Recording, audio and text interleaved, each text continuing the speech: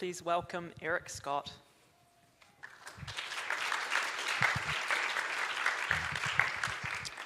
So I'm going to tell you an open source success story about the geotargets package, which is an R package that extends targets to make it work seamlessly with geospatial data. My name is Eric Scott. I'm a scientific programmer and educator at the University of Arizona. I also work as a mentor for Posit Academy, and I work with grantwitness.us.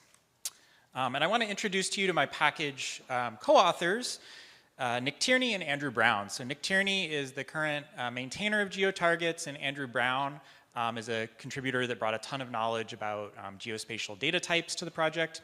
And the thing that all three of us have in common is our love for targets. Big thanks to Will Landau, who created it. Targets is a workflow management package for R, and it allows you to define a workflow in a series of steps. So here in this kind of contrived example, we've got, we're reading in some data about penguins. We are maybe fitting a model that, like, let's say, looks for flipper length as a function of sex, and then we're plotting the model results along with the raw data. And targets can figure out the relationship between those steps automatically. And then if you were to change something, like let's say I change the fit flipper model function to, let's say, add a random effective island.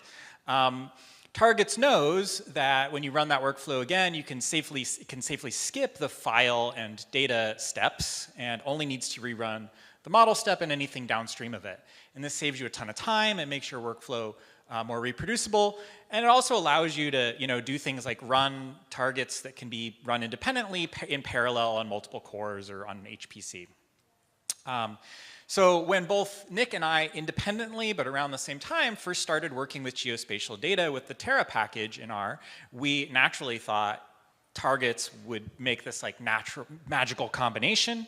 But in fact, we got this mysterious error message instead. External pointer is not valid. So let me explain a little bit about where this error is coming from. When you read data into R with Terra, it creates these R objects that don't actually contain any data. They instead contain a pointer to where that data exists. And in this example, that's in my computer's memory. And so if you were to save that R object out to disk as a .rds file and then read it back in a fresh R session, the pointer's still there. It's pointing to the same place, but the data's not there anymore. And so that pointer is not valid, and you get this error message. And this is exactly what targets is doing by default. It's writing out the end of that step to disk as a .rds file and then reading it back in a subsequent step when it needs it or when you ask for it. And you're getting this error bubbling up. So fortunately, Targets has a really active discussion board on GitHub, and so I went there looking for answers. I saw that Nick had asked similar questions to me recently, and that Andrew had helped answer them. And together, like among the three of us, and with help from Will, we figured out a workaround that looks something like this. This is a lot. It's a lot to write for every step of your workflow. It works because Targets was designed to be extensible, but we wanted to make this easier. So I suggested to Nick that this should be an R package. And ta-da, now we have geotargets, which, wow, simplifies that workaround on the last slide, which was like a big mess, into something that looks more familiar and easier to use, like this tar terra rast function at the bottom.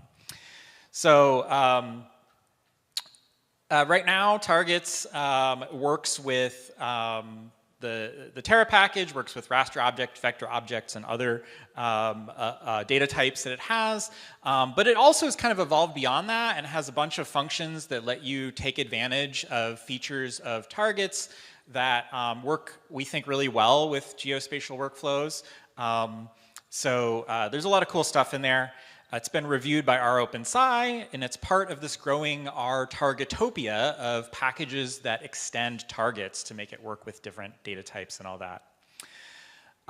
So you can read more about it if you want to read more about the functionality or get involved in development of it. That QR code just leads to the documentation. I have stickers for the geotargets logo if anybody's interested.